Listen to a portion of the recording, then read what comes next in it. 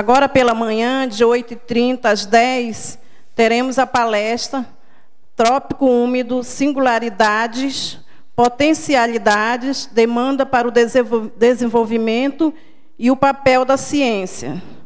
Teremos como palestrante o Dr. Philip Fernside, do INPA, doutora Maria Tereza Fernandes Piedade, do INPA, e o Dr. Silvio Mário Pulga Ferreira, da UFAM. Gostaríamos de convidar o Dr. Philip Fernside.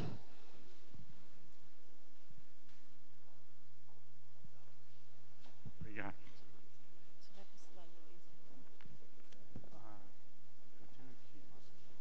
Se tiver água,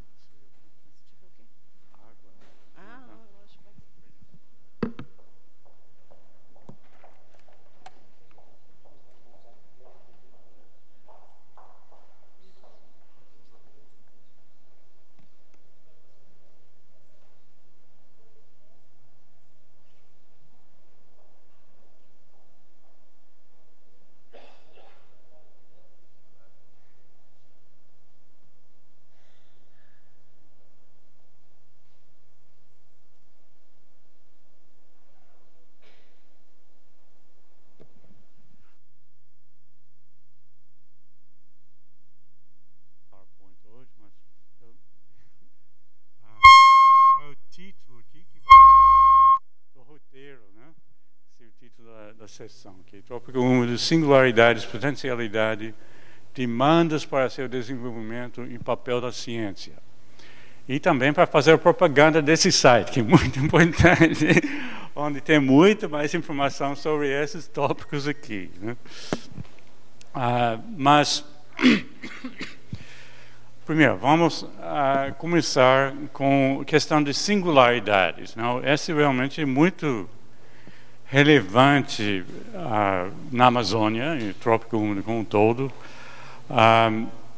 tanto no seu sentido matemático, técnico, quanto no sentido comum, linguagem da fera, como dizem os gregos, né? No caso técnico, a singularidade é um termo que usa na teoria de catástrofes. É para o que muitas vezes estão hoje chamados, uma palavra na moda de tipping points, né, de pontos de desequilíbrio. Então, se tem dois ou mais variáveis que pode ser colocado no gráfico, pode ser uma coisa multidimensional. Se fossem 3 dimensões, seria uma superfície que pode ter dobras, etc., chamado manifold.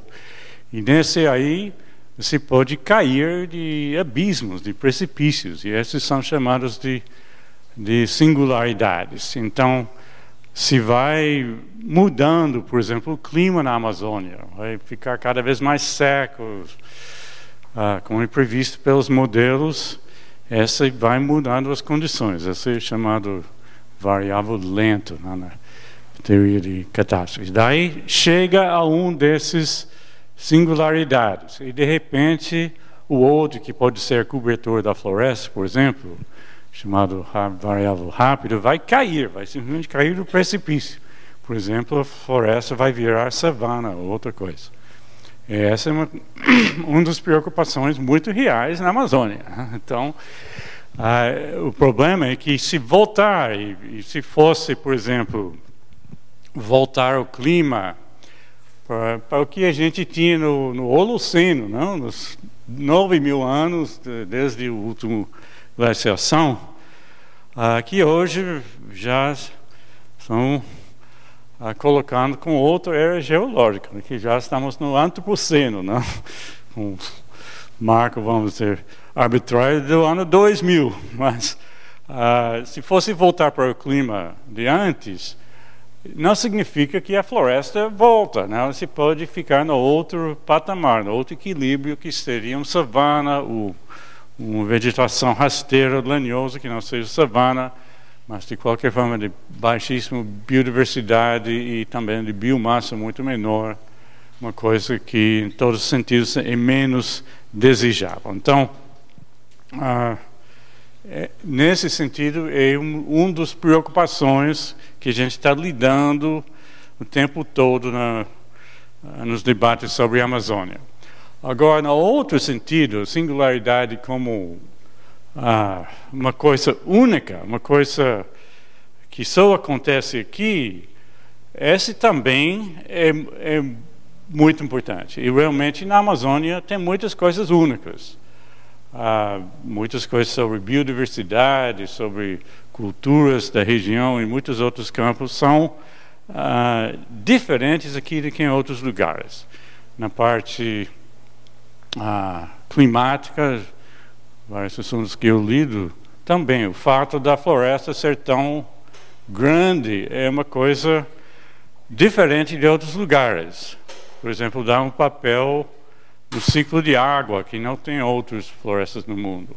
Dá também um papel no efeito estufa, que é diferente, que não é só a emissão de cada ano, mas também aquele enorme estoque de carbono que está lá, que não é o caso em outros lugares. Então, essas são singularidades na Amazônia.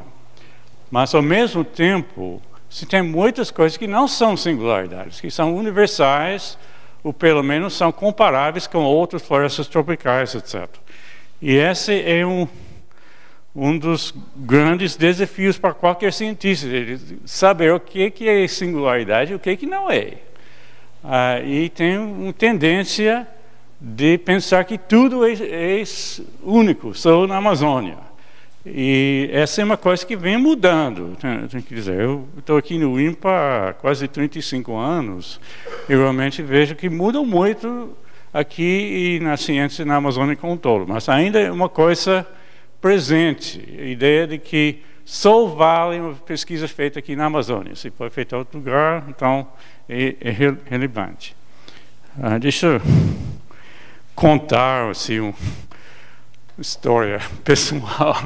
Logo depois de chegar aqui no INPA, eu lembro um dos seminários da Amazônia, que foi dado pela Joana Dobrainer, né?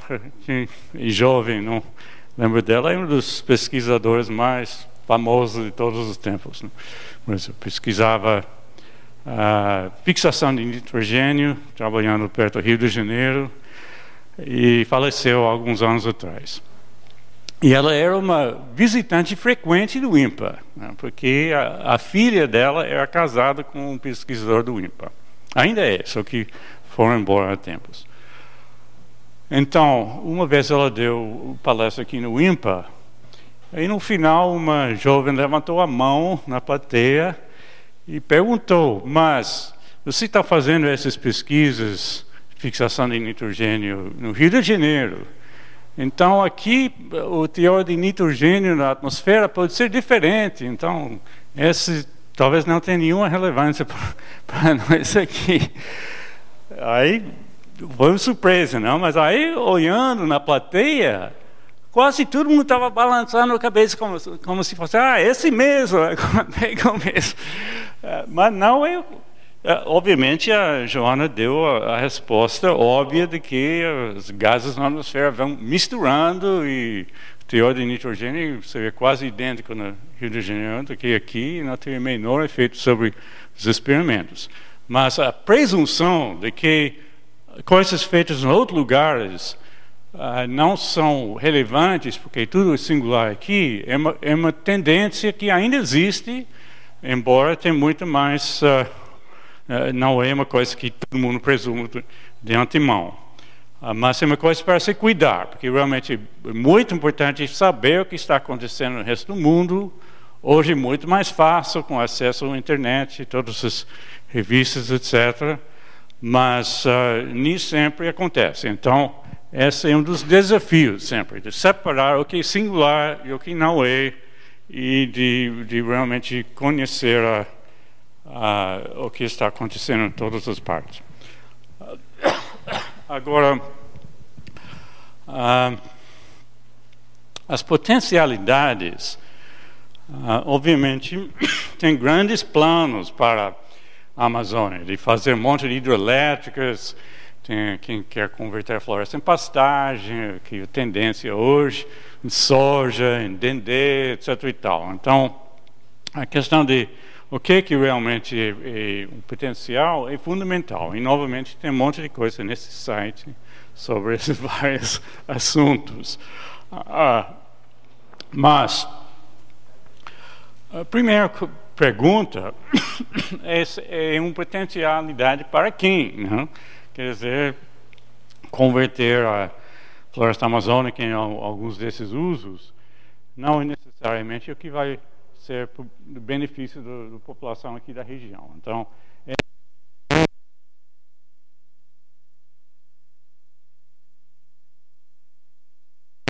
eu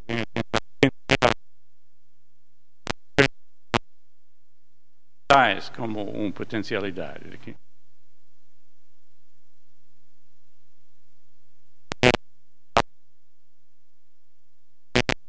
Base de economia, serviço, essas outras,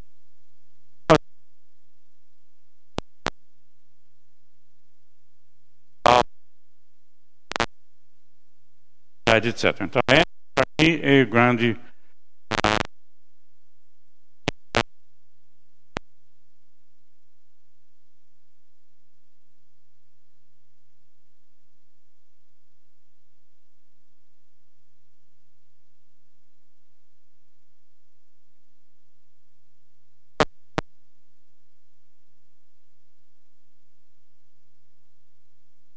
Ativo com muitas coisas que estão sendo colocadas como grande potencialidade na Amazônia, principalmente as hidrelétricas.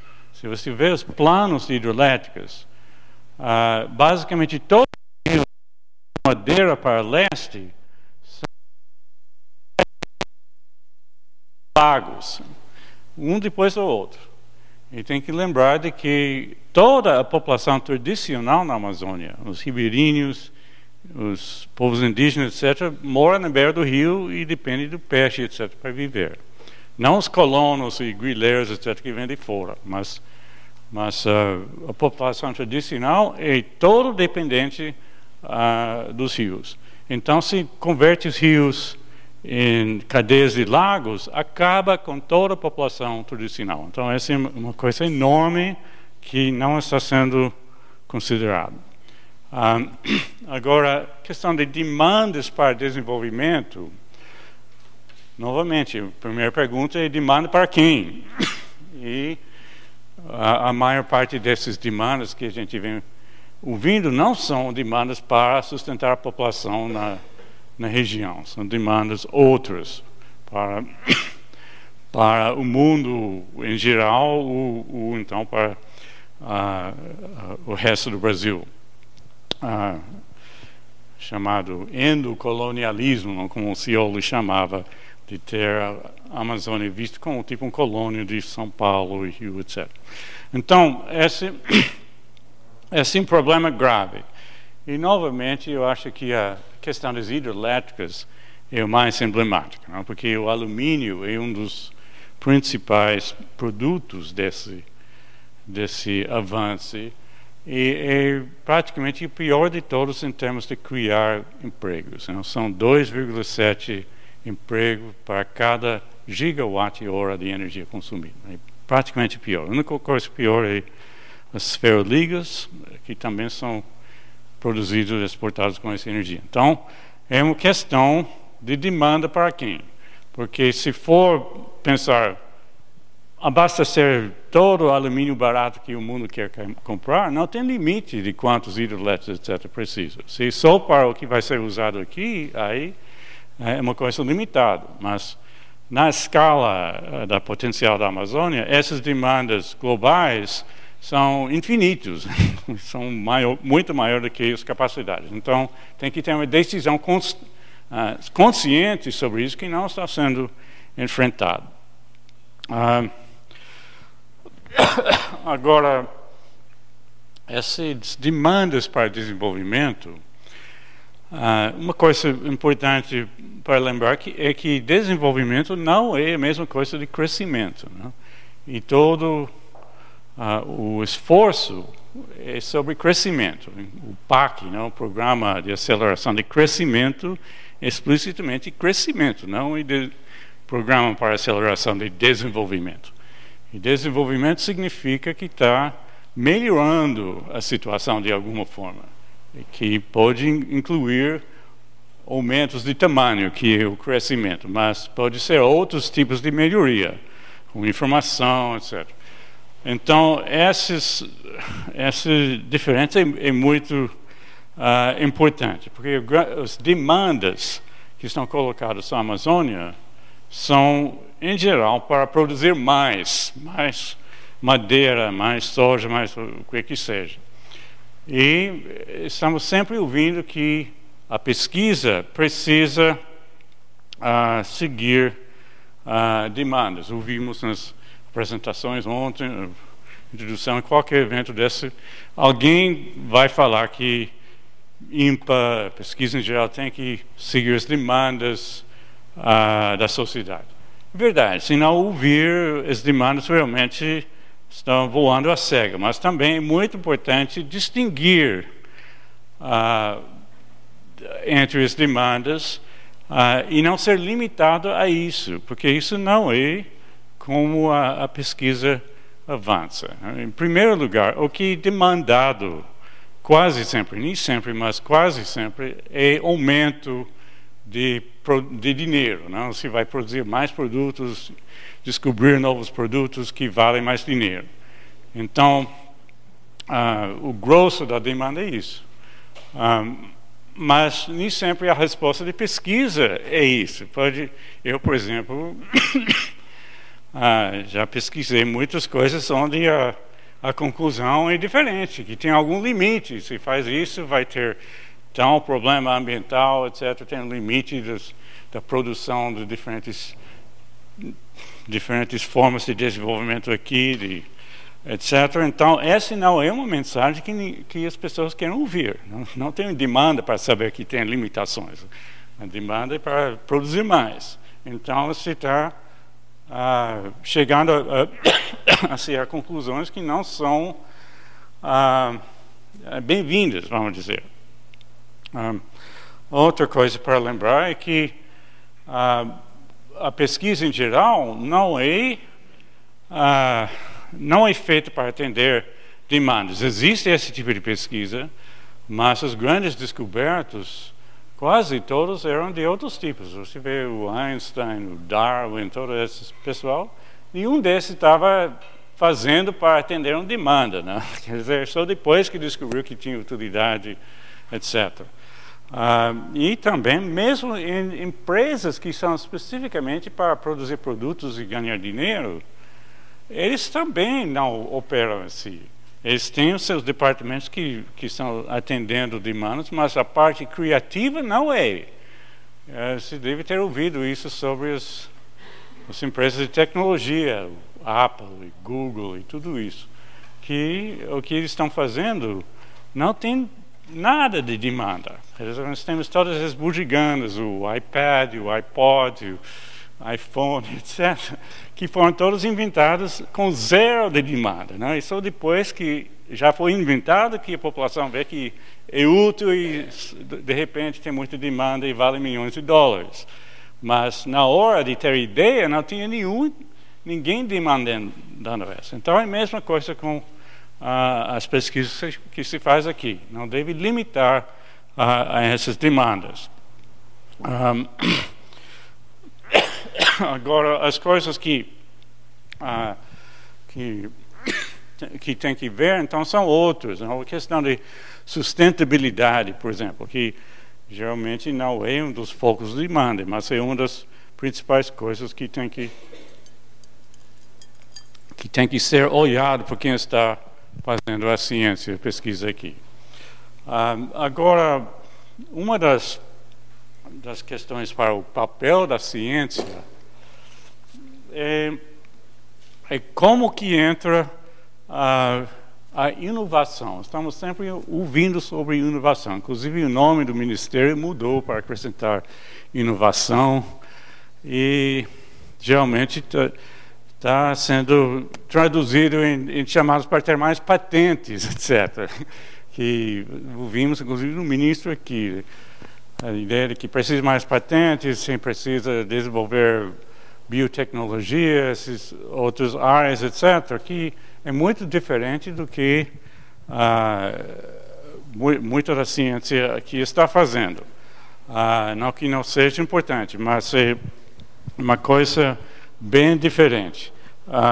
No caso dos tipos de assuntos, não é apenas biotecnologia, etc., coisa que produz produtos que valem muito dinheiro, que são importantes. As outras pesquisas para entender como funciona a floresta, etc., são essenciais, não? E não estão ganhando esse mesmo tipo de apelo.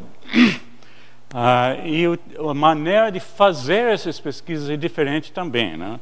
Se vê, por exemplo, tem essas conferências da ciência do país que produz um livro colorido, tem um livro azul, livro verde, etc., sobre pesquisa. Se você olha aqueles livros,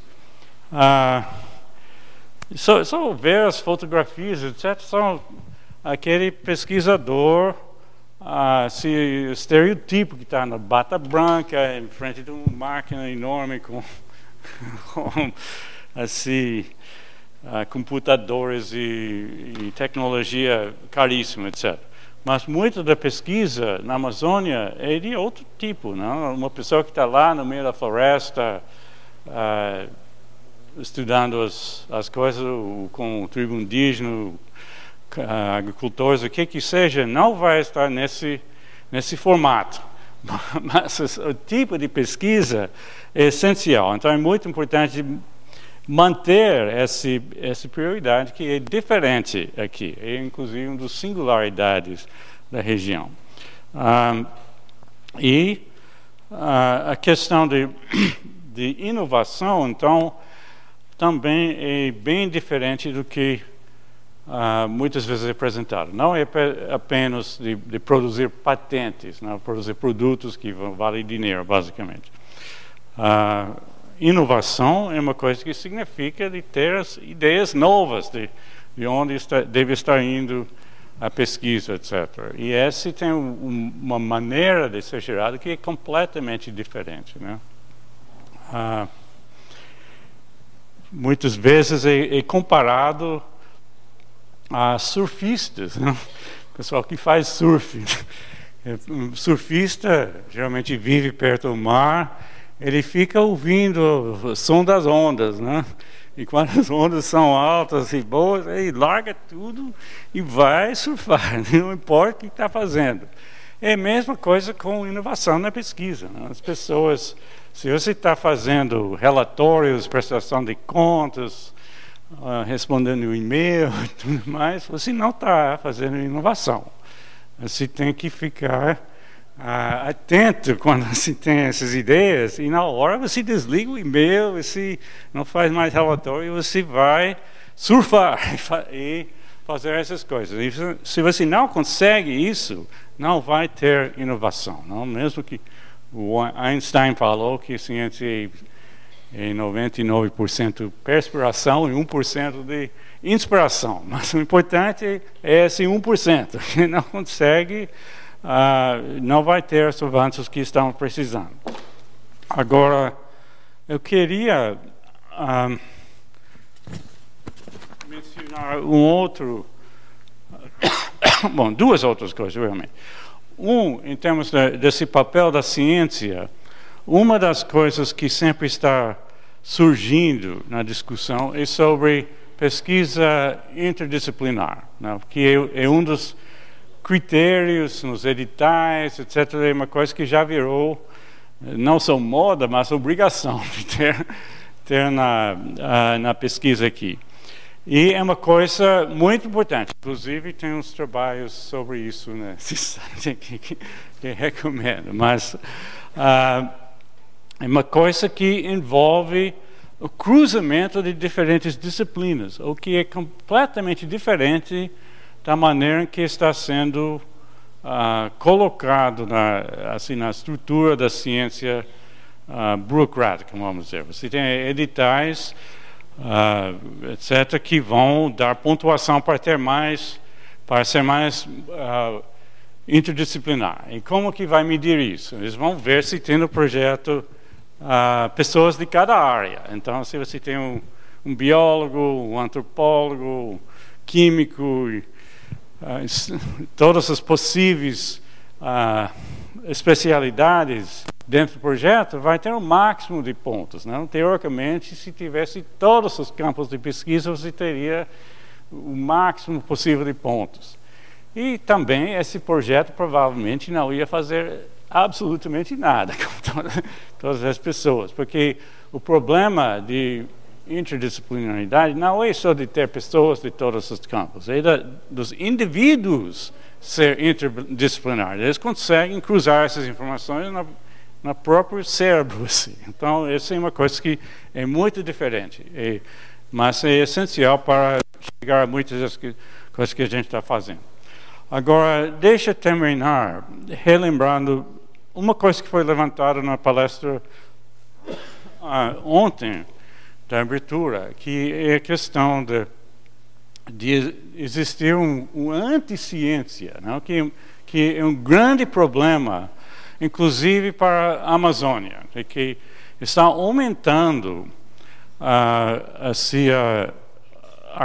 crença na população em geral de que a ciência é tudo um grande fraude, uma grande conspiração e que não se deve acreditar no que os cientistas dizem. E esse realmente é muito perigoso, é uma coisa que está aumentando. Nós vimos isso... Vou terminar já. Mas... logo antes do Rio +20, tinha um enorme surto disso aqui no Brasil, não? Na parte climática. Vocês devem lembrar de que o Jô Soares convidou um cético no programa dele, sem ninguém para contestar do outro lado, e deu todo corda. E depois a imprensa brasileira, mas também outras partes do mundo, deu enormes espaços para os céticos de clima, não? Isso foi a Folha de São Paulo, inclusive, demitiu o principal cientista, a pessoa na redação, e sumiu a página Ciência, não? Até essa semana passada, mas foram uns 4 meses. Né? Demitiu numa briga sobre essa questão de efeito estufa. Publicou uma página inteira do Molion e também outras coisas na página editorial, sem ninguém ser permitido contestar nada. Você tinha o Band News, o Globo News, Veja, todos esses veículos dando grandes espaços para os céticos e também outras partes do mundo. Então é uma coisa extremamente preocupante de negar a ciência. Eu queria me ensinar aqui que aquele que foi convidado pelo Jô Soares, né? Fez uma palestra no USP, onde ele denunciou 4 pesquisadores, inclusive eu, como lobistas que foram pagos pelo WWF para influenciar o IPCC e promulgar mudança climática como grande fraude e tal. Essa é grave. Mas o problema é que essa está espalhando, sem ter nada, vamos dizer, igual o maior peso. O peso do outro lado, do IPCC, é milhares de vezes maior em termos de informações. Pouquíssimas pessoas já folhearam o livro do IPCC. Cada um tem uns 3.000 páginas, 3 volumes de 1.000 páginas, com dezenas de milhares de referências, etc. Uma quantidade de informação enorme. E não tem uma grande conspiração. Eu venho participando do IPCC desde o início, participei de meia dúzia de relatórios, e eu não vejo a grande conspiração. E é importante dizer também que nem todos os pesquisadores estão debatendo com esses céticos. Não? Eu sou um que já debati várias vezes com o Molion, recomendo ver no site ali os vídeos dessas. E é uma coisa que nem todos fazem.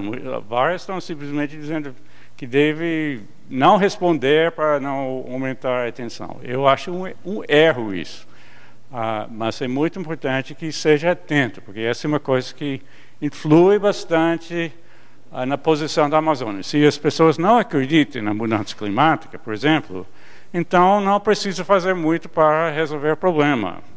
E não tem muito tempo para esperar. Se passa mais 5 anos sem chegar a um acordo, coisa assim, a Amazônia vai estar frita, viu? Porque não aguenta muito mais aumento da temperatura.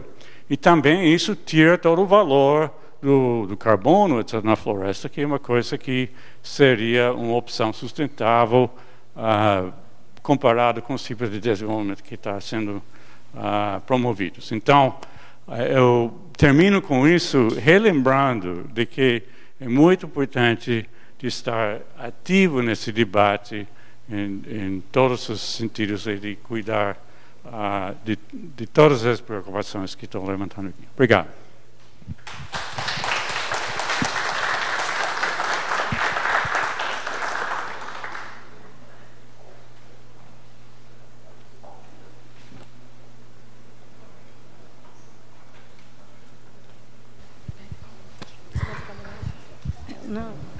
Gostaria de agradecer ao Dr. Philip Fernside e gostaria de avisar aos palestrantes que tem 20 minutos para as palestras e após vamos ter 1 minutinho para as perguntas. Convido a doutora Maria Tereza Fernandes Piedade, pesquisadora do INPA.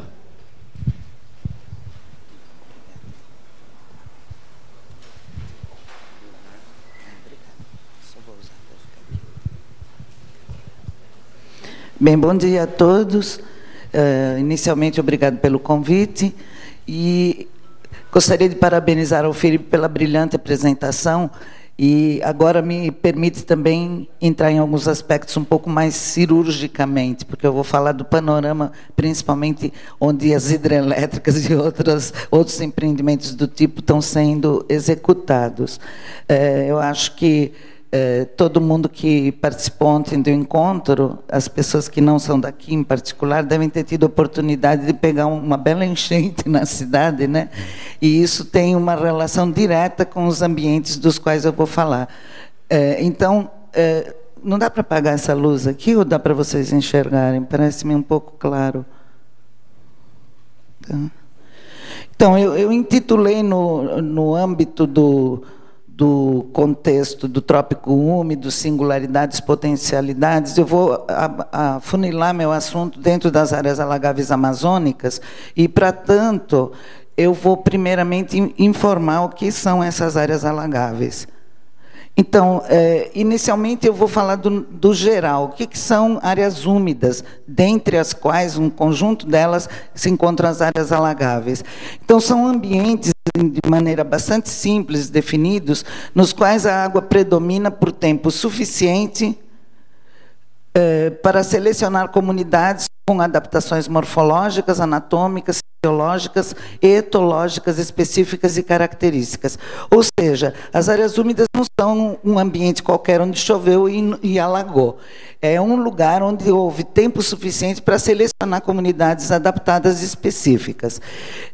No mundo, elas cobrem mais ou menos 10 milhões de quilômetros quadrados, e desse total, mais ou menos 30% se encontra nas regiões tropicais. Na América do Sul, nós temos mais ou menos 20% da área total coberta por ambientes dessa natureza.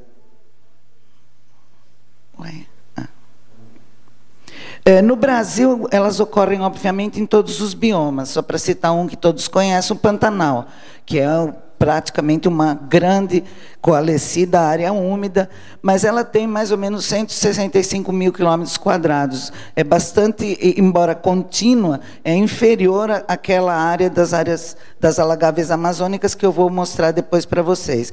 Mas em escalas menores e maiores, inclusive nas áreas mais áridas, nós temos áreas úmidas assim definidas, no Brasil todo. O que as áreas úmidas, no geral, propiciam à sociedade e meio ambiente? São vários serviços ambientais.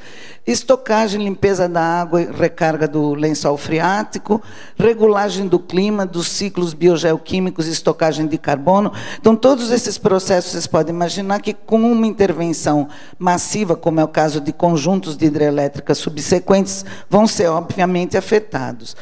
Manutenção da biodiversidade, não apenas aquática, mas terrestre, como diz o meu colega Jung, que a onça tem que beber água também. Então, os organismos utilizam os ambientes alagáveis, mesmo que não os habitem de maneira permanente. E, além de tudo, e talvez o principal, que é o que eu vou focar mais adiante, fornecem subsídios para as populações humanas tradicionais. No caso da Amazônia, é óbvio, pesca, agricultura de subsistência, produtos madeireiros, e também em áreas savânicas abertas, por exemplo, é o caso do Pantanal, né, a pecuária extensiva, isso é bastante comum. Que tipos de áreas úmidas nós temos? Nós temos várias espalhadas, como eu disse, em diversos biomas. As estuarinas, que são os mangues, banhados e lagoas costeiras, todos esses são considerados, devem ser considerados áreas úmidas, esses ecossistemas. Baixios ao longo de riachos e igarapés, então imaginem a quantidade de pequenas e espalhadas áreas úmidas que nós temos no interior da floresta, de terra firme, assim chamada. Áreas alagáveis nos interflúvios, essas muito pouco conhecidas, que são grandes áreas de savana, veredas e campos. Nós temos muitos aqui na Amazônia, são os ambientes alagáveis, as áreas úmidas menos exploradas. E aquelas nas quais eu vou focar mais a minha apresentação, que são aquelas áreas inundáveis ao longo dos grandes rios. Então, elas são divididas, a grosso modo, em dois conjuntos grandes, que são as várzeas e igapós. E esses dois conjuntos, eles dependem estreitamente da geomorfologia da área onde os rios que as constituem nascem. Então, se são áreas que nascem aqui na região andina e pré-andina, e vocês veem toda essa extensão, ou seja, a calha toda do Amazonas, Solimões, eles são rios de fertilidade maior, porque vêm sedimentos mais recentes dessa região erodidos e caindo aqui nessa calha. E, se eles nascerem, por sua vez, ao norte ou ao sul, são regiões muito antigas geologicamente, portanto, não tem muitos sedimentos nem nutrientes para colocar no sistema. Então, aí nós temos um sistema de águas pobres, que são as águas pretas, ou as águas claras, se forem regiões menos florestadas, e as águas brancas, que é a característica água do rio Amazonas Solimões. Então, esses são os três grandes tipos. Obviamente, em função da grande fertilidade do sistema de águas brancas, é nessa região, que são as várzeas, que a pressão de ocupação humana e as atividades econômicas da Amazônia se centralizam. E, por isso, agora, a preocupação do Philip e de todos os cientistas atuando nesses ambientes é maior com o início da construção de hidrelétricas em corpos d'água desse tipo, que até agora não havia acontecido, né? Então, aí, só para colocar aqui uma síntese, vocês veem todos aqui, esse em preto e azul, são os rios que constituem seu conjunto os igapós, então águas claras ou pretas, e aqui toda a calha, então no Acre também, Madre de Dios, Javari e assim por diante.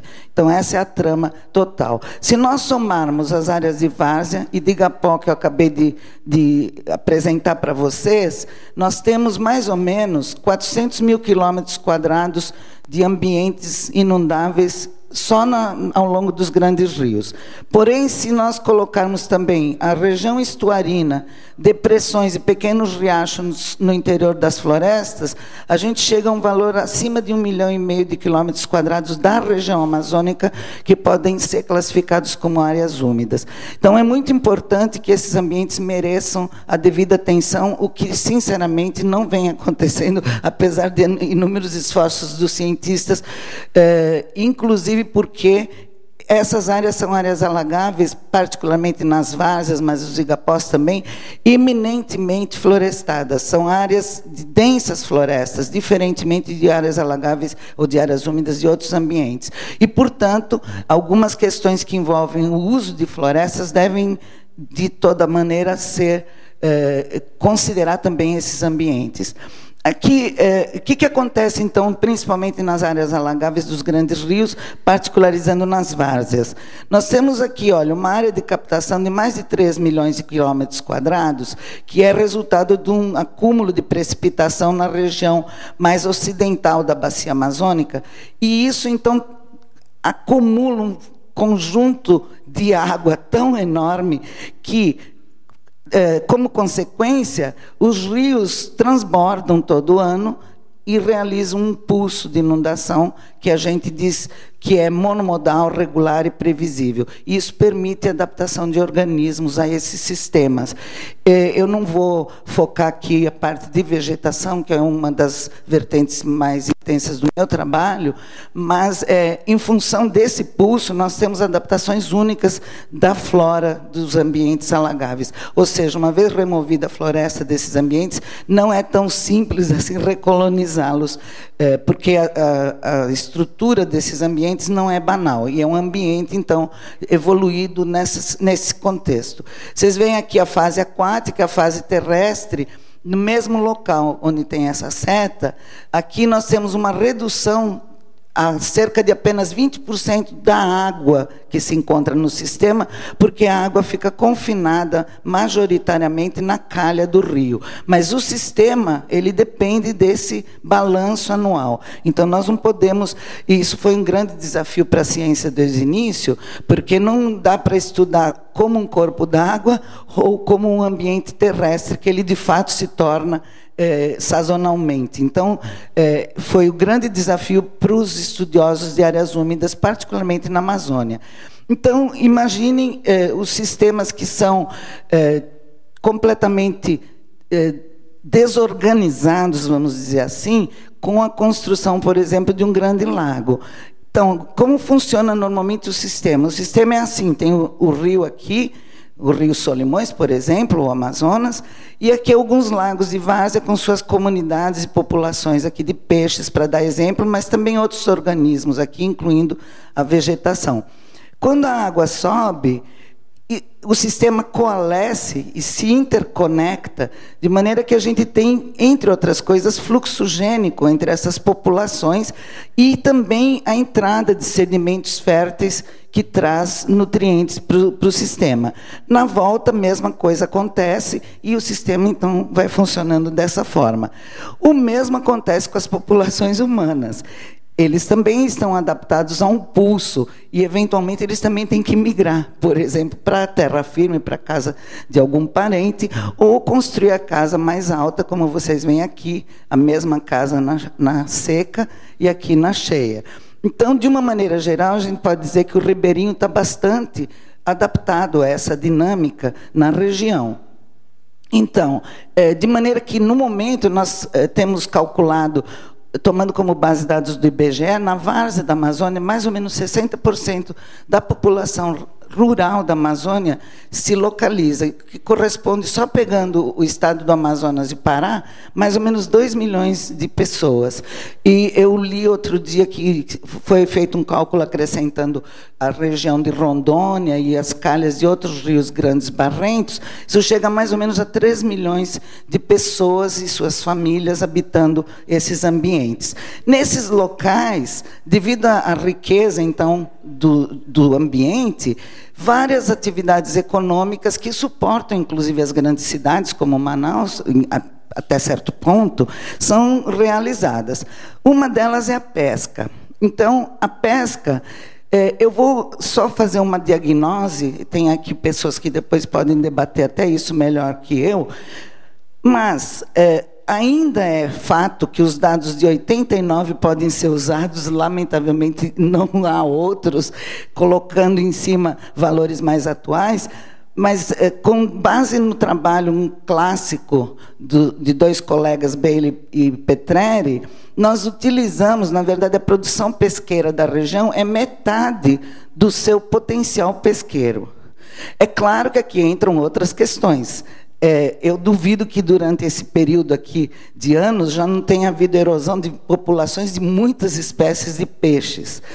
E isso é uma questão que eu acho que era interessante que fosse discutida, porque é lançado um plano de defesa, por exemplo, é proibido pescar, mas depois, no período reprodutivo, mas depois não é feito, ou eu nunca tive acesso, a uma avaliação qualquer da efetividade dessa ação em termos de recomposição de estoques pesqueiros.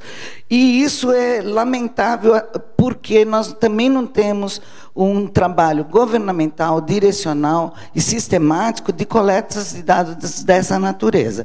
Como já apontado por vários colegas que trabalham com esses aspectos de pesca, a gente se baseia sempre em projetos finitos, quando esses dados deveriam ser de coleta constante, porque eles são a base para se fazer planejamento de uso de recursos, particularmente recursos como esses. A pesca, como esses eu quero dizer, particularmente no estado do Amazonas, e na Amazônia eu poderia dizer, o peixe é a fonte de proteína animal majoritária e extremamente relevante em termos da vida das populações em geral, particularmente as ribeirinhas. A pesca é seletiva, ela é concentrada ao longo dos grandes rios. É importante salientar que, a partir de 1990, houve uma mudança do tipo de manejo e, em vários lugares, começou a haver um manejo participativo, o que é muito interessante. Um exemplo disso é no Mirauá. Eles têm feito o manejo do pirarucu com um grande sucesso. Então, ações como essa são importantes, poderiam ser estimuladas. A pesca compete com a pecuária, e aqui compete porque os peixes, muitos deles se alimentam dos frutos da floresta alagável, a pecuária remove a floresta alagável, então é óbvio que são atividades que naturalmente competem entre si. Na piscicultura, nós temos mais ou menos 17 espécies cultivadas, é uma importante atividade complementar que vem ganhando grande impulso aqui na região, particularmente, inclusive, com cursos de pós-graduação direcionados para isso, que é muito saudável. A agricultura na pesca, na várzea, tem a questão do tamanho das áreas e da sazonalidade da inundação. Então, normalmente, só as porções mais altas vão ser utilizadas. Isso corresponde a só 5% das regiões de várzea, que, de fato, podem ser usados de forma um pouco mais prolongada. O ritmo de plantios e colheitas é determinado pelo rio, então, se vem enchentes rápidas podem destruir a colheita das partes baixas e enchentes grandes também até a destruição das colheitas das partes altas. A concentração da colheita num período curto afeta os preços, ou seja, todo mundo colhe pimentão no mesmo período, produz pimentão, o preço baixa. Então, em termos de mercado, é ruim para o produtor e o pequeno produtor. Tem problemas de heterogeneidade do solo que impedem a mecanização. Obviamente, as comunidades mais distantes dos núcleos urbanos têm problemas sérios de deslocamento de produção. Isso está fortemente ligado também ao fato de que não tem órgãos que facilitem, que sirvam de catalisador para essas populações em termos de venda dos produtos, e a falta de infraestrutura nesses termos, por exemplo, dificulta a vida do ribeirinho para poder escoar seus produtos e conseguir uma produção adequada. A questão agora da pecuária. Já? Obrigada. A pecuária, em linhas bem gerais, tem um problema de periodicidade de oferta do pasto, pelos mesmos motivos, o pasto inunda. Grandes produtores pegam as cabeças de gado, colocam num barco e levam para uma fazenda na terra firme, mas o pequeno produtor não dispõe de uma fazenda na terra firme, então essa é uma questão. Aqui poderia ser pensado em gado estabulado, que aqui é os estábulos flutuantes chamados marombas, mas isso também foi muito comum no final da década de 1960, mas gradualmente desapareceram. É claro que o gado estabulado ele pode suprir famílias menores, comunidades menores. E o gado tem sido usado aqui muito mais para abate, para corte, e não para outras funções, o que também é uma pena. Falta de um sistema veterinário eficiente. Os sistemas extensivos têm mostrado baixa produtividade na várzea, e compete com a agricultura, pesca e silvicultura, é óbvio. Então, nós temos faixas pequenas de terreno e as atividades, é claro, competem entre si. Uma coisa importante que nos últimos anos tem se mostrado bastante plausível para as áreas de várzea, ou pelo menos, se for bem gerenciada, poderia ser, é a silvicultura. Por quê? Porque nós temos mais de 100 espécies por hectare que poderiam ser utilizadas. É óbvio que dessas apenas 10, 12 são utilizadas de fato, mas, enfim, existe um grande potencial aqui. O crescimento é rápido e diversificado, devido ao aporte de nutrientes, a madeira é procurada, é de fácil transporte, as taxas de crescimento de muitas das espécies já foram estabelecidas, isso são dados que a ciência já colocou à disposição dos tomadores de decisão, e parte disso já foi incorporado, inclusive, como norma de manejo de floresta de várzea aqui na região, pela Secretaria de Desenvolvimento Sustentável. Isso foi muito bacana, foi uma conquista importante. Os problemas que ainda persistem, ainda falta conhecimento sobre o recrutamento, que tem várias pesquisas em andamento, mas a gente ainda precisa de informação. Faltam experimentos com plantio e recuperação de áreas degradadas, que é outra questão, e a dificuldade de fiscalização que vem fazendo com que o corte de florestas em muitas áreas proibidas seja feito de forma indiscriminada. Aqui, apenas para mostrar, eu quero salientar alguns dos pontos mais importantes. Com dados aqui de 2000, que podem ter mudado um pouco, mas não, provavelmente vão ficar nessa mesma faixa, a pecuária não se mostrou a atividade mais rentável. E sim, por exemplo, produção de leite, que é baixíssima, que em termos de dólar homem-dia, em termos de produtividade de trabalho. Lembrando que isso aqui vai ser também sazonal. Todas essas coisas vão sempre ser obtidas numa fase do ano. A silvicultura é a que mostrou o maior rendimento financeiro estimado. Então, desde que, obviamente, obedecidos os critérios que eu falei anteriormente. E a pesca, de novo, o valor obtido e o potencial seriam obtido $338 por hectare, e se poderia chegar praticamente ao dobro. Então, aqui a gente vê que tem espaço para se trabalhar com as informações científicas versus as atividades, desde que salvaguardada a questão da sazonalidade. Aqui vocês veem as atividades econômicas e o ciclo, né? Então, aqui o período de fase aquática. Então, a exploração madeireira começa em janeiro, ainda durante as águas baixas, cortam as árvores, depois elas podem flutuar. Isso aqui era verde, ficou amarelo aqui no gráfico. Então, várias atividades aqui podem ser a pesca aqui, então, durante o período de águas descendo, é mais rentável, e assim sucessivamente. Então, a gente tem um calendário de atividades vinculadas ao ciclo das águas também na região.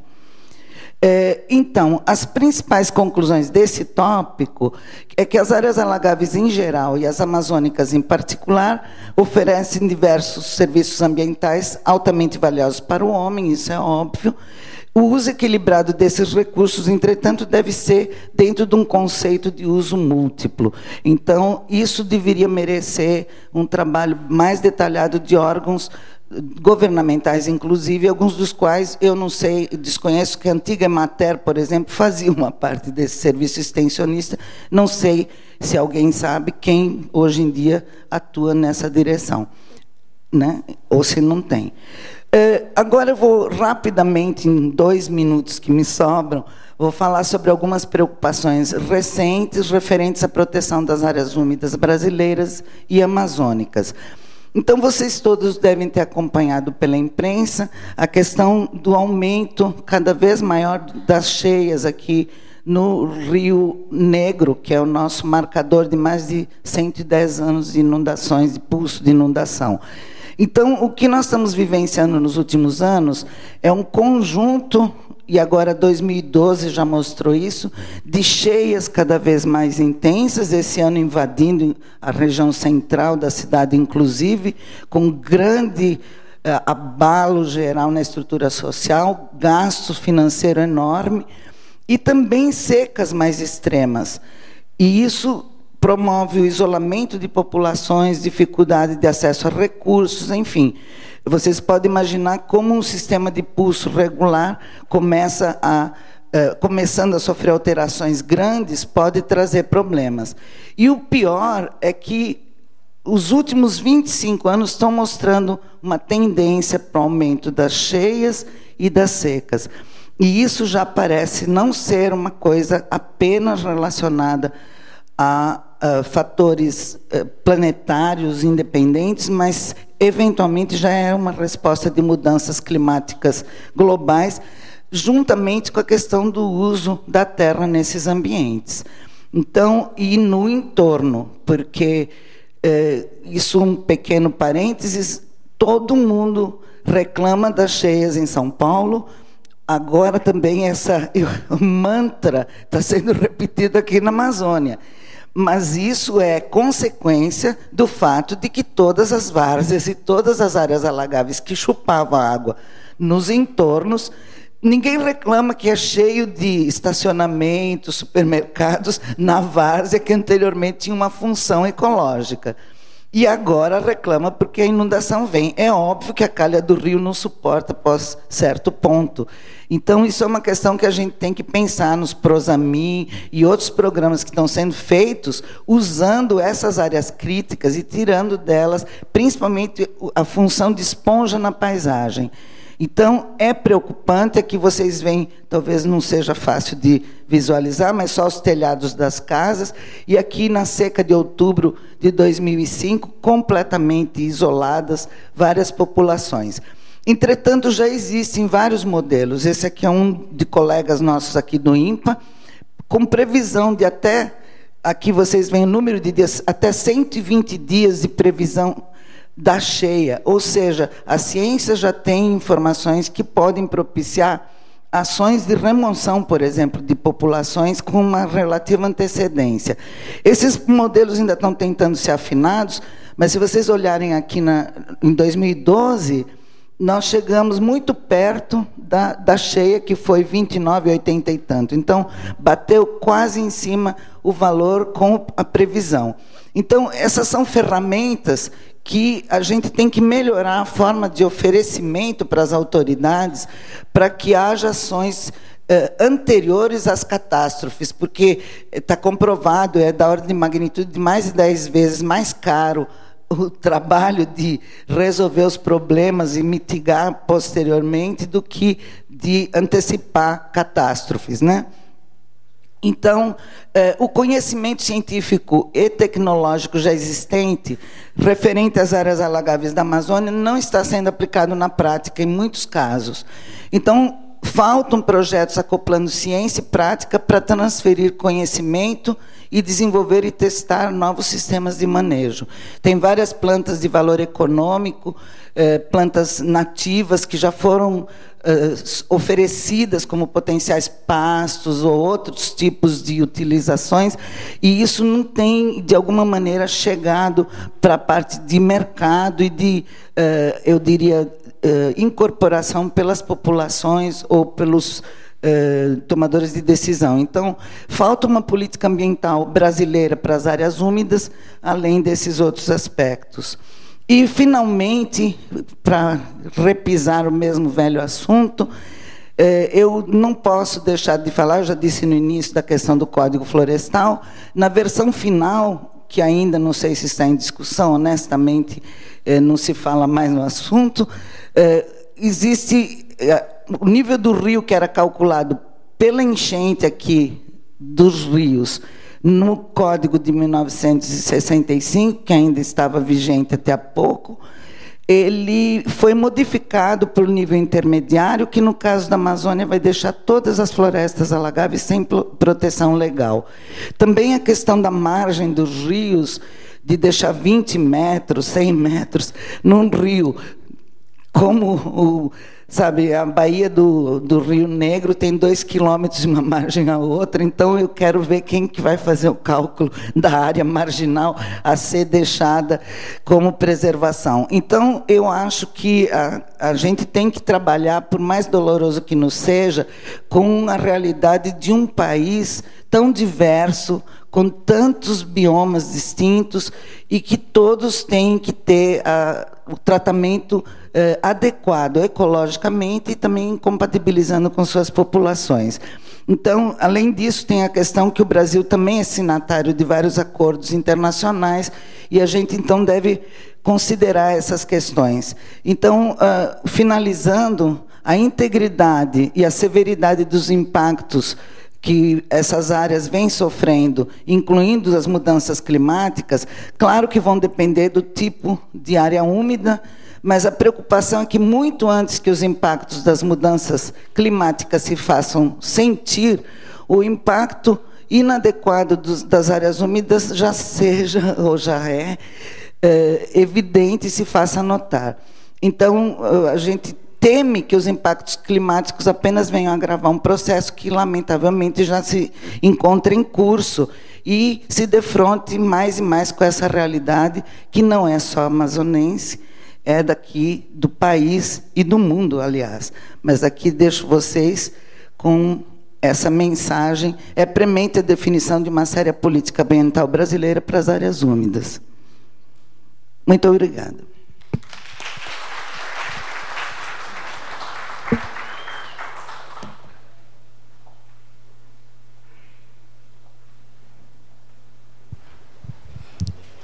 Agradecemos a doutora Maria Tereza Fernandes Piedades pela palestra, e a seguir convidamos o próximo palestrante, que é o doutor Silvio Mário Pulga Ferreira.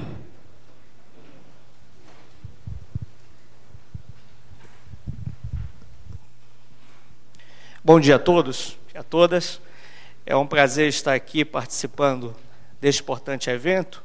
E a minha área de atuação é a área de economia. Eu sou economista, fiz mestrado, doutorado e pós-doutorado em economia, e quando fui convidado pelos organizadores para conversar com essa ilustre plateia, eu, evidentemente, formatei a minha apresentação sobre o aspecto econômico. Mas eu procurei fazer uma inovação, Felipe, já que fala em inovação, não é? O motor econômico do estado do Amazonas, para quem é de fora, é a Zona Franca de Manaus. E ela foi pensada dentro de um contexto há 45 anos atrás. Evidentemente que esse contexto mudou, as variáveis são outras, as exigências são outras, e é claro que o que há preciso ser pensado neste momento é como olhar a economia do estado do Amazonas além da Zona Franca. Não é que ela vai efetivamente acabar, né, como se fosse um decreto-lei que a criou, vem outro decreto e a extingue.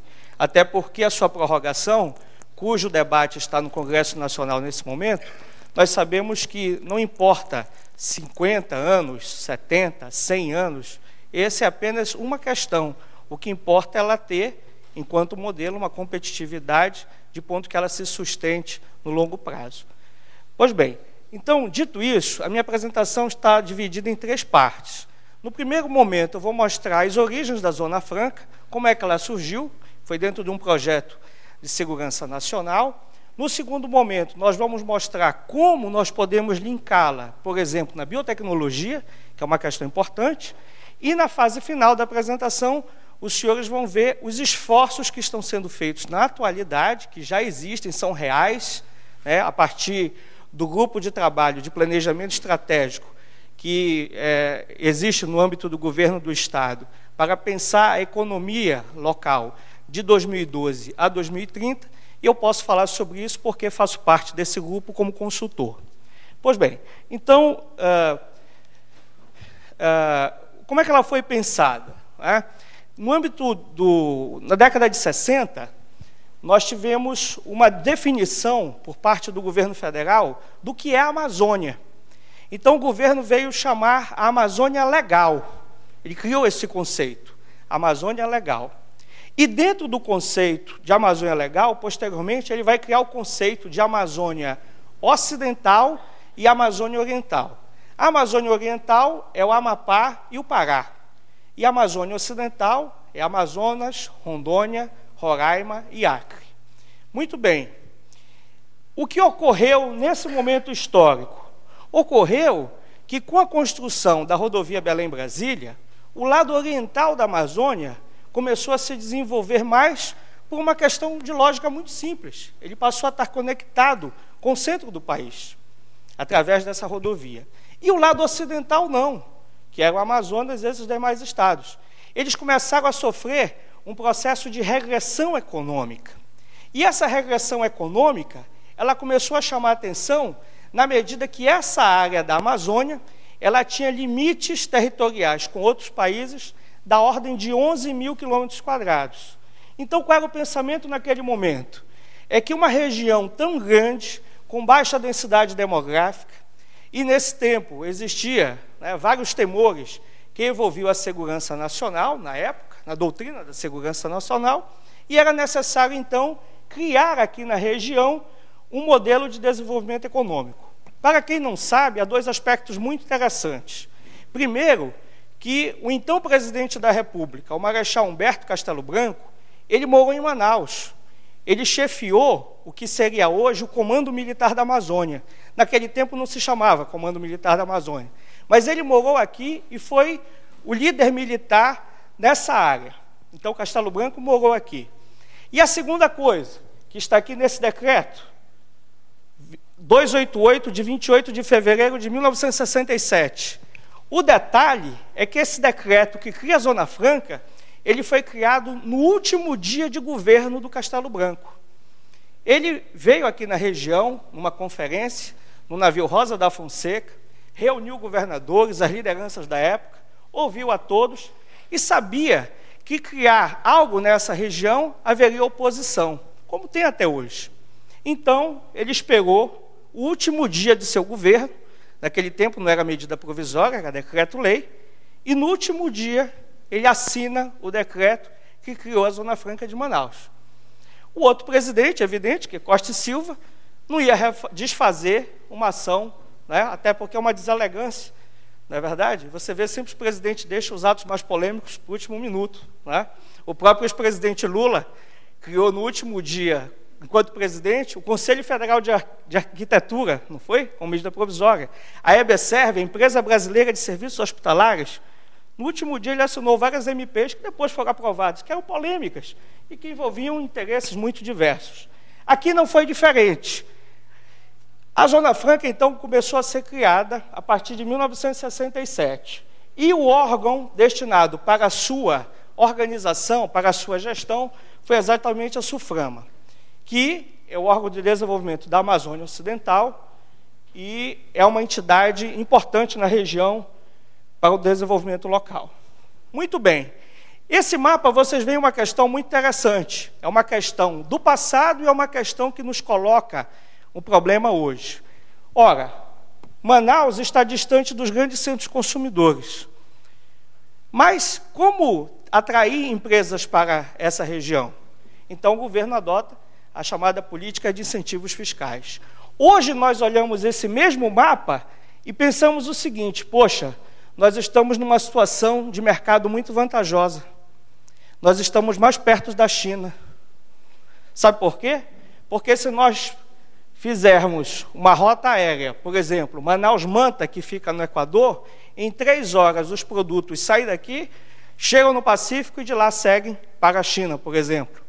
Ou outra rota, a rota pelo Rio Solimões até a Colômbia e de lá seguiria, Qual o problema ali? O problema é toda essa questão interna na Colômbia, que é sabido de todos. Então, do outro lado da fronteira não tem segurança para passar.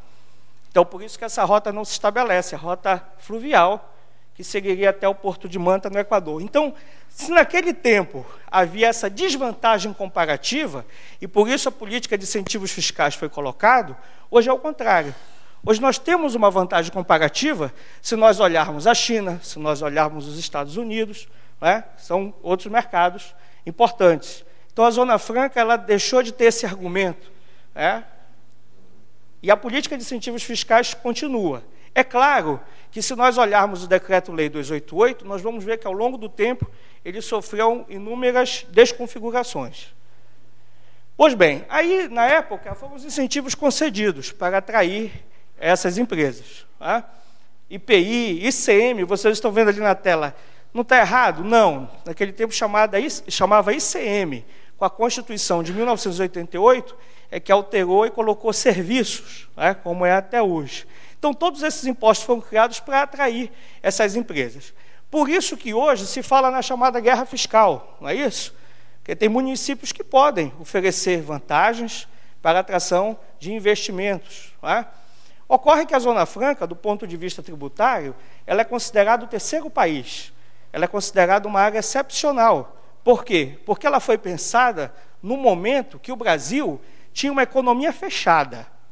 O Brasil teve a sua economia fechada até 15 de março de 1990. A partir desse período foi quando o governo, a partir de uma política industrial, ele reduz a alíquota de importação, permite que produtos estrangeiros cheguem no mercado interno a um preço de competitivo. E qual foi o preço disso no primeiro momento? A quebra de muitas indústrias. Por quê? Porque o nosso modelo de desenvolvimento, diferentemente do modelo sul-coreano, na Coreia do Sul, o governo fechou também a sua economia, mas deu um prazo. Ele chamou empresários, chamou trabalhadores e disse: eu vou fechar a minha economia por um bom tempo. Quando nós chegarmos a um padrão de competitividade, eu vou abrir a economia e permitir a livre concorrência. E hoje a Coreia do Sul é uma potência. Veja aí celulares, veículos, televisões, mas eles mantiveram uma política de fechamento da sua economia para permitir que eles ganhassem musculatura e depois seguissem em frente. Não foi o caso do Brasil. Se fechou, mas não se fez esse plano de adensamento. Por isso que os problemas aconteceram logo em seguida. Não se cabe aqui discutir se foi bom ou mal a abertura, até porque já é um fato que já aconteceu. O fato é que isto aconteceu e mudou o panorama desde aquele momento. Aí também é outro conjunto de isenções, né, que foram colocados para a Zona Franca. Esse é um dado muito interessante. No mesmo dia que é criado o Decreto-Lei 288, o presidente também assina um outro decreto, esse é menos conhecido, mas ele é de uma importância estratégica fundamental. Ele cria o Decreto 291, no mesmo dia. E no Decreto 291, ele vai estender benefícios para outras áreas da região e vai criar entrepostos comerciais, principalmente na fronteira, que está aqui no nosso próximo mapa. Olha só, vocês estão vendo ali na ponta? Aqui, ó, Tabatinga. É uma cidade na fronteira limítrofe, né, do Amazonas com a Colômbia, do outro lado é Letícia, basta a gente atravessar a rua, nós estamos em Letícia, e ali foi pensado, já em 1967, uma área comercial. Outra área comercial, Guajará-Mirim, aqui no estado de Rondônia, também foi pensado. Ali, Macapá em Santana, que depois foi estendido os benefícios da Zona Franca. Por que isso? Porque, como eu falei no início da exposição, havia uma preocupação com segurança. Então, não bastava apenas o esforço militar nessas fronteiras. Era preciso também um esforço econômico, não só de povoamento, mas um esforço também de atrair investimentos para essas áreas, que em 1990 essas áreas foram transformadas em áreas de livre comércio e, recentemente, o Congresso Nacional aprovou as zonas de processamento de exportação, que são as ZPEs. Elas já existem no papel, elas não existem funcionando, mas do ponto de vista legal elas podem operar. No caso do Amazonas, no caso do Amazonas está previsto uma para Tabatinga, outra para Itacoatiara. O que seria uma zona de processamento de exportação? Pelo próprio nome, já está bem claro, é uma área destinada a produzir exclusivamente para o mercado externo. Na Itália existem os aeroportos industriais, então se produz, a produção já sai dali no avião e vai abastecer outros mercados. No caso aqui, Tabatinga e Itacoatiara seriam esses locais no Amazonas, isso foi definido pelo legislador. Em Boa Vista, também já é permitido uma zona de processamento de exportação. O governo do estado concedeu benefícios, esses benefícios existem até hoje, mensalmente, na Secretaria de Planejamento do Estado, há a reunião do CODAN, que é o Conselho de Desenvolvimento, onde são aprovados incentivos no âmbito estadual, que diz respeito à restituição do ICMS. E no âmbito da prefeitura também foi concedido o ISS, no momento que o setor serviços era muito pequeno, né? Hoje não, hoje já existe, vocês sabem que o futuro da economia ele está no setor serviços, não é? Então, quanto mais esse setor cresce, mais forte está o segmento econômico naquela localidade. Pois bem, então a Zona Franca, ela representou uma questão geopolítica. E, diga-se, foi um projeto concebido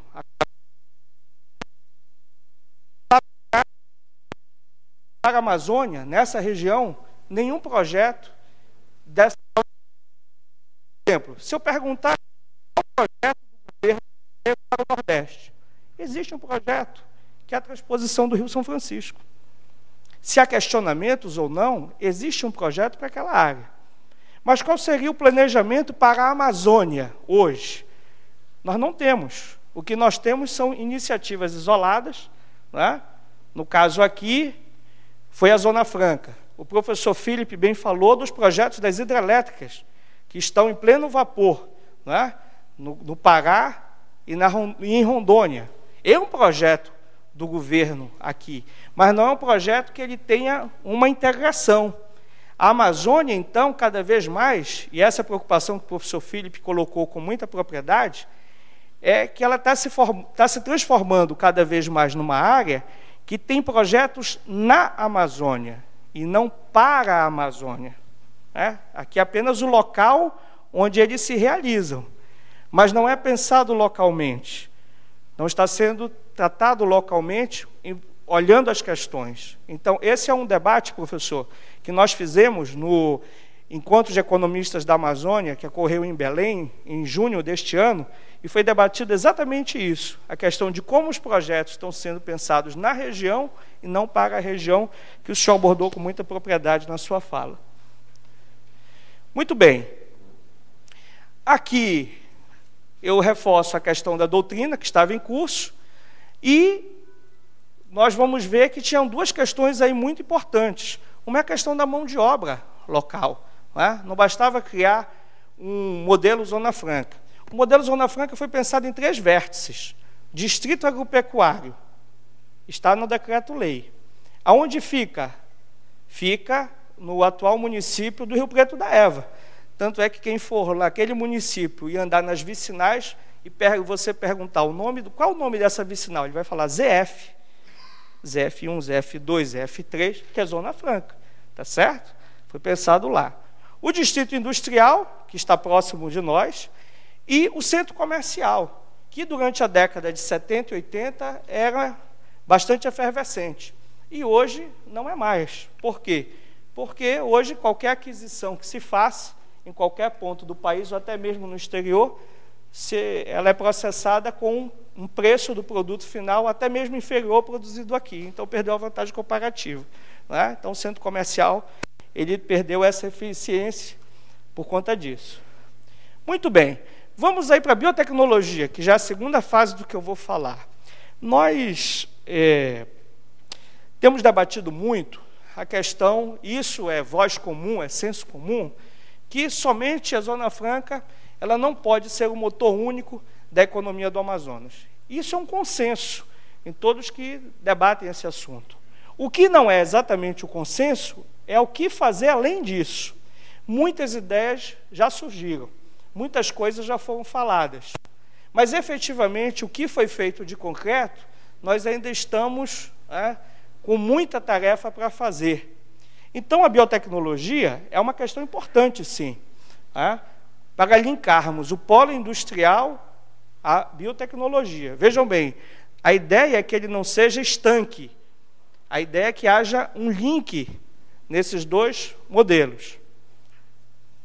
Nós temos aqui a nossa biodiversidade, riquíssima, e o INPA é um centro de grande expertise nesse tema.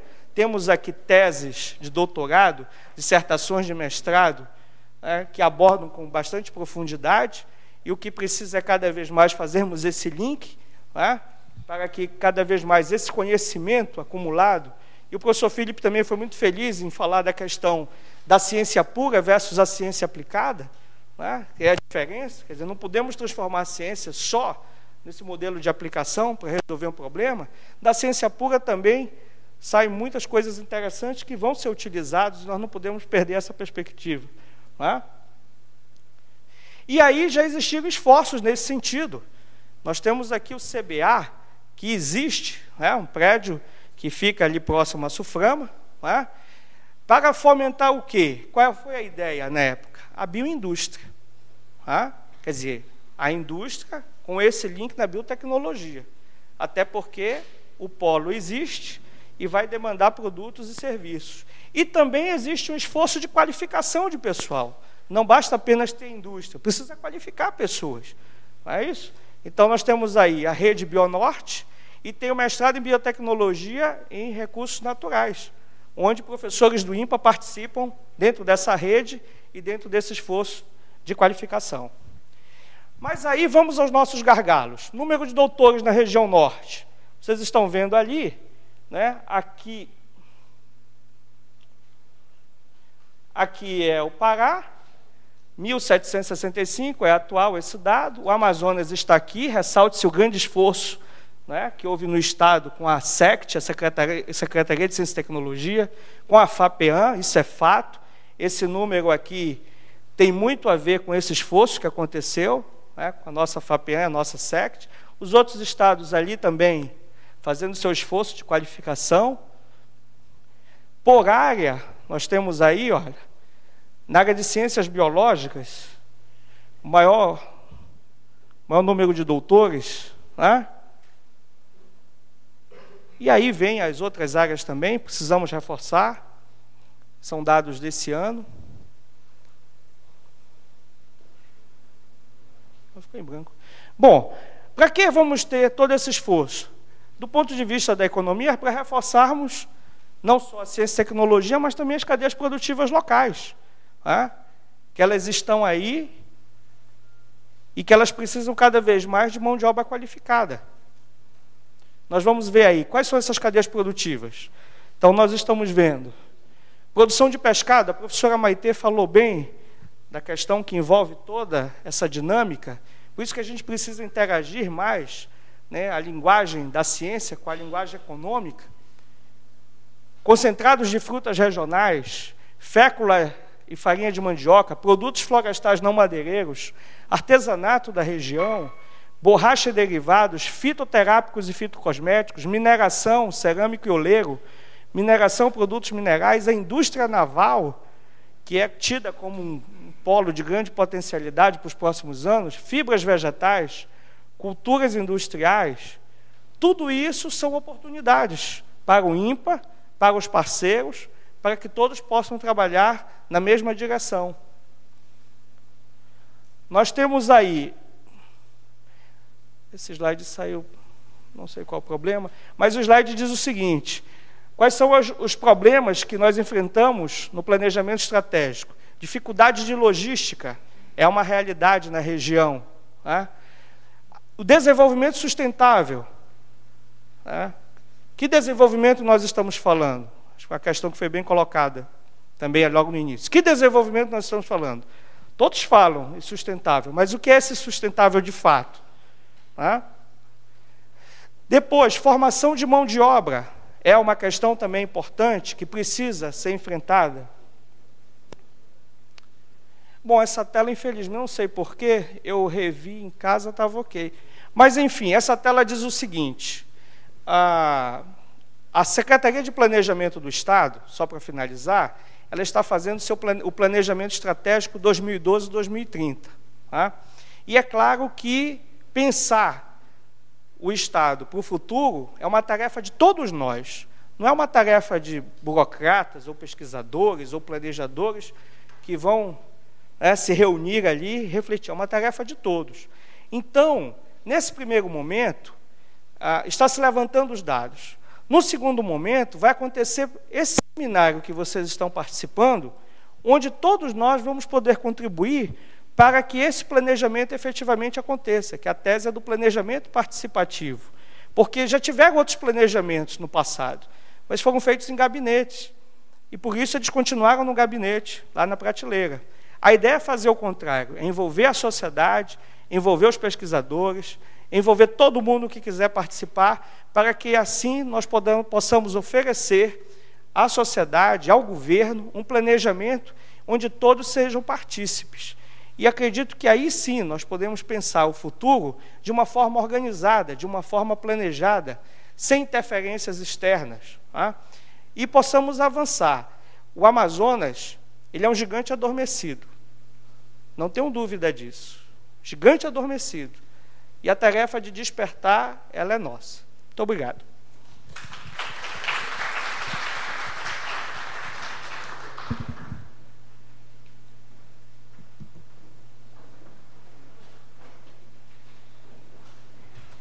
Convidamos os palestrantes à mesa para rápidas perguntas aqui.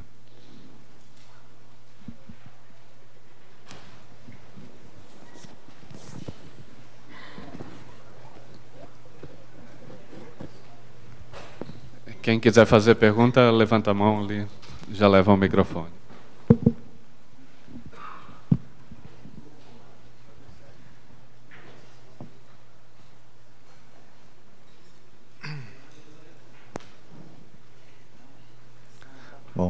Bom dia, eu sou o Paulo Maurício, coordenador da Dinâmica Ambiental do INPA. Eu queria fazer uma pergunta que eu acho que uma coisa que permeou todas as palestras nessa manhã e que foi abordado como um dos destaques que o Dr. Elias, né, que é secretário de Ciência e Tecnologia, do Ministério de Ciência e Tecnologia, colocou para a gente, que é a importância de nós termos maior participação na tomada de decisão das políticas para a região. Então, eu coloco essa questão para vocês, de que maneira que nós poderíamos, dada a singularidade que nós temos aqui na região, ter um maior envolvimento, ou seja, ter uma maior ação junto ao governo do Estado, nas suas esferas administrativas, para que as políticas adotadas na região tenham esse peso maior da comunidade científica, que atualmente parece que os políticos, caem naquela questão, estão descrentes da ciência. Então, queria saber como que a gente pode ter uma maior efetividade nessa ação junto ao governo.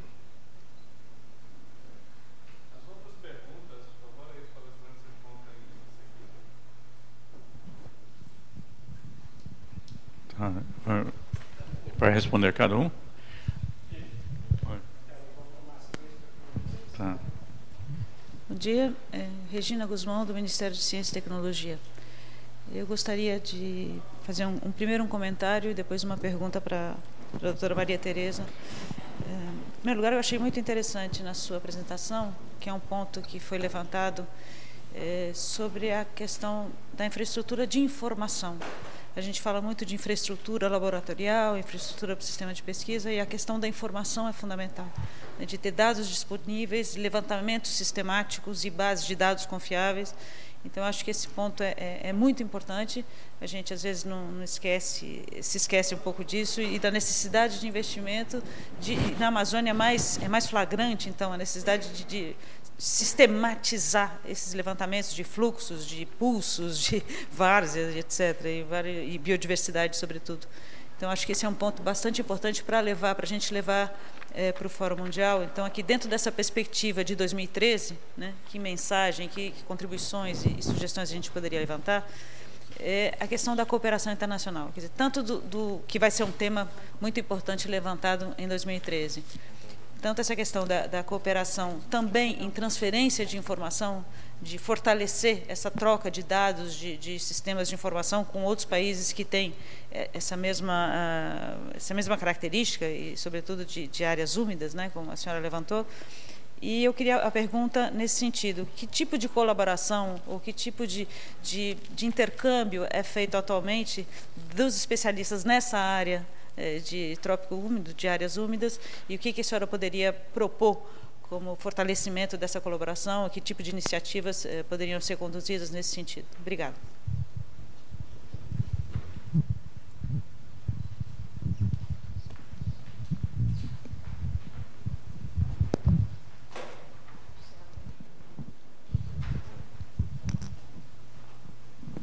Obrigado. Fernando Riso, do CGE. Primeiro, eu queria cumprimentar as 3 palestras, foram muito boas, realmente muito interessantes. Eu gostaria de pedir que houvesse o Dr. Fernstein fez um comentário que eu achei bem relevante, com relação a várias discussões que ocorrem e que, eventualmente, depois não seguem, não dão curso, né, o que foi proposto. Ele até deu exemplos em relação às grandes conferências que tem Livro Azul, Livro Verde, e eu gostaria de saber, como sempre há participação do pessoal da Amazônia nessas conferências, o que está faltando? Quer dizer, a gente, em vários momentos, o que saiu da conferência produziu resultados. Então, eu gostaria que ele pudesse comentar um pouco mais o que está faltando na estratégia para que a gente dê um passo à frente, aproveitando agora a presença do Fórum Mundial, né?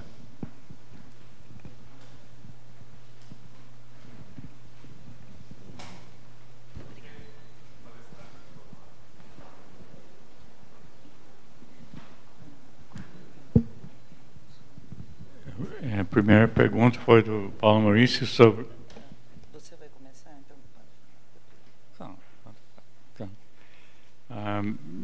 Bom, a pergunta foi como fazer combate à anti-ciência e também aumentar a prioridade do governo para esses problemas de ciência.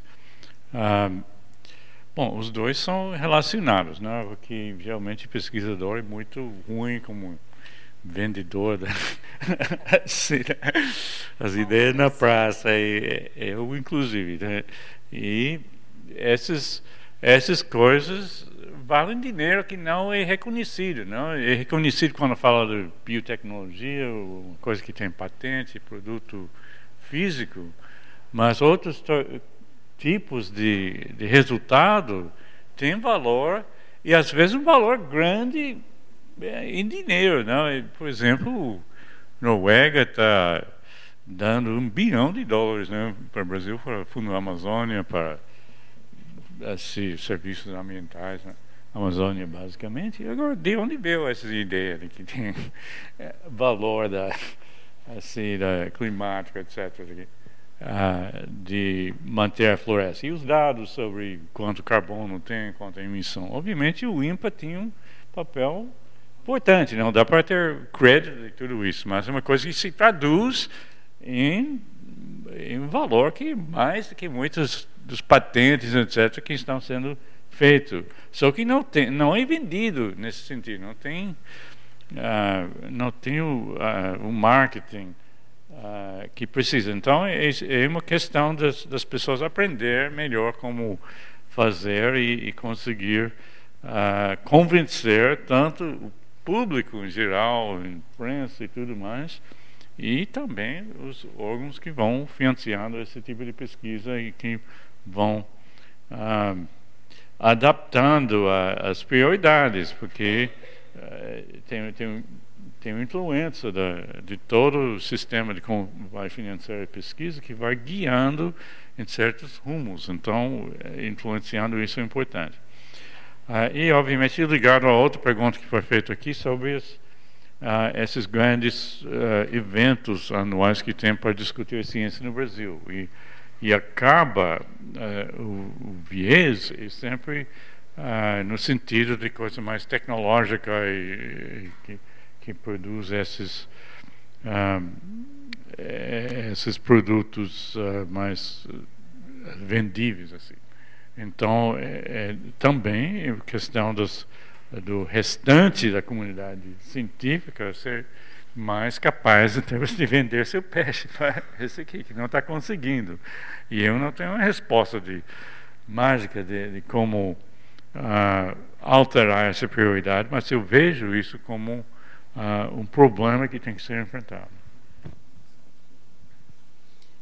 Bem, eu vou responder em ordem, tentar, né?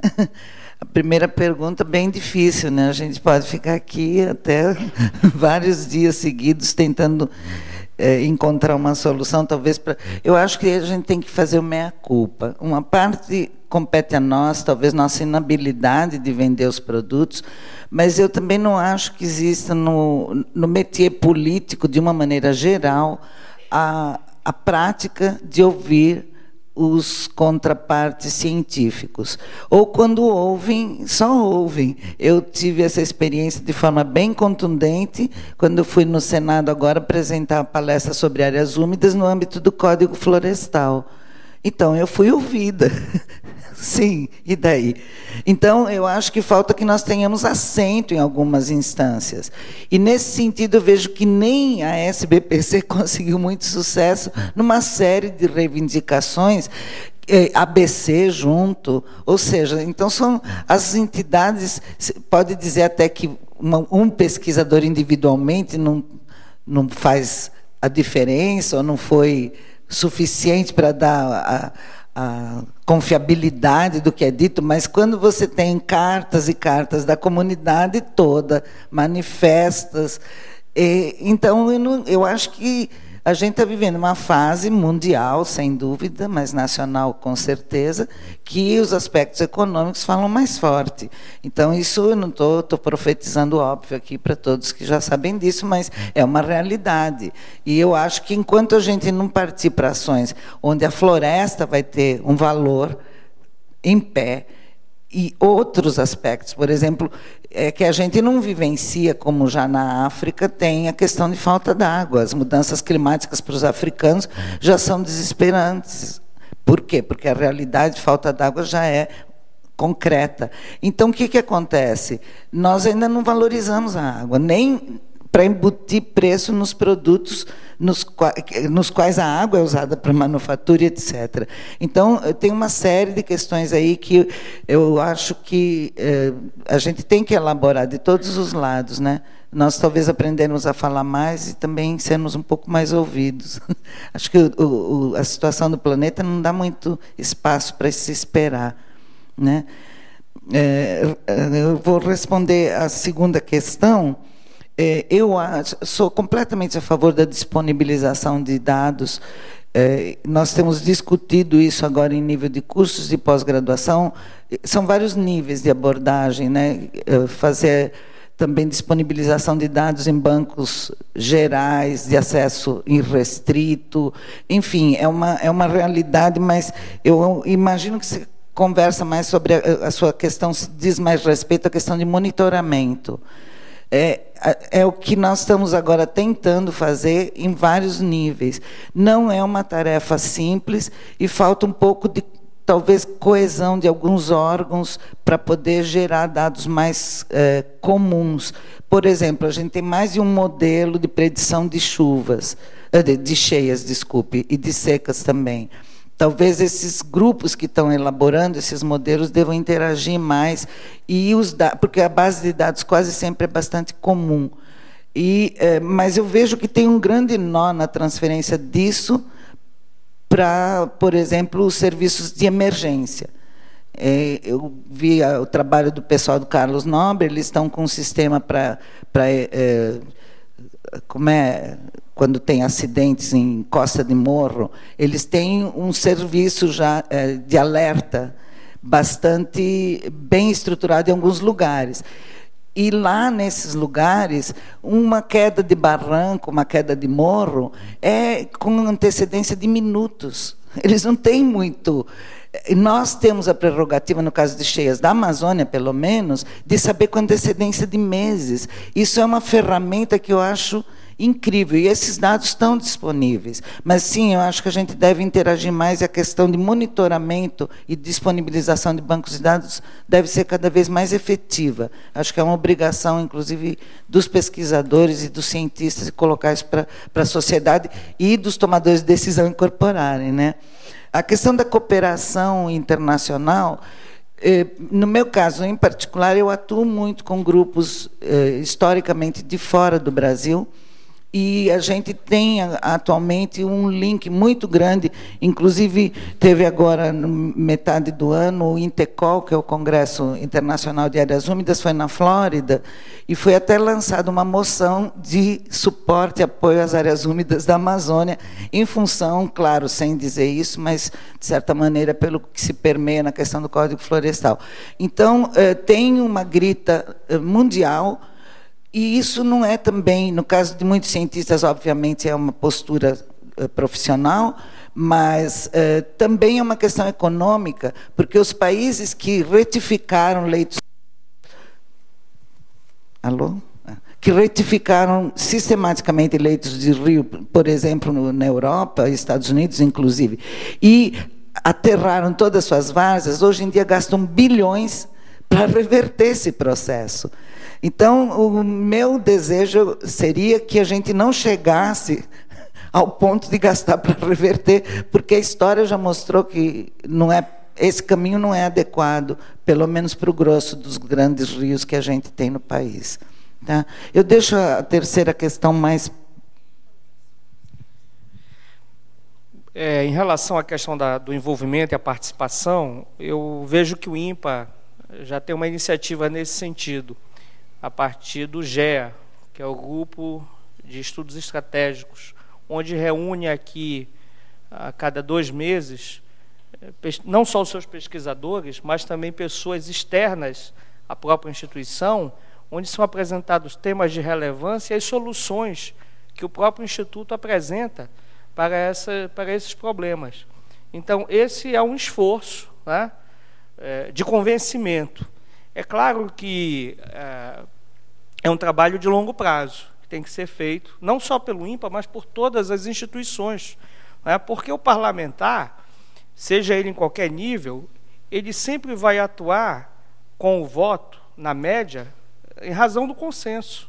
Se houver dissenso, ele não vai, só se for uma pessoa muito ligada a uma causa, ele vai colocar, né, a sua opinião, porque não vai entrar numa dividida.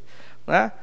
Então, o consenso é que vai... Então, se as entidades científicas colocam propostas e buscam um consenso junto, seja os parlamentares em qualquer nível for, a viabilidade para conseguir uma aprovação ela é maior. Só para finalizar isso, há uma iniciativa, eu não vi nos últimos anos, mas ela já aconteceu, no caso da Câmara Federal, a Frente Parlamentar de Ciência e Tecnologia. Né? São deputados de vários partidos que atuam numa frente. Então, isso é um esforço interessante, fazer uma frente parlamentar. Isso pode se repetir no âmbito estadual, isso pode se repetir no âmbito municipal. Né? Nós tivemos agora a renovação nas câmaras em todo o país. Pode-se convidar vereadores, olha, vamos fazer uma frente parlamentar de ciência e tecnologia municipal. Não há problema nenhum.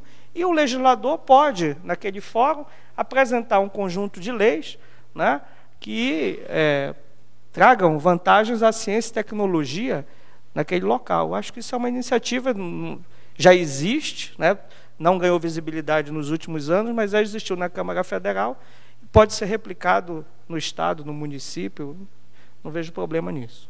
Obrigado.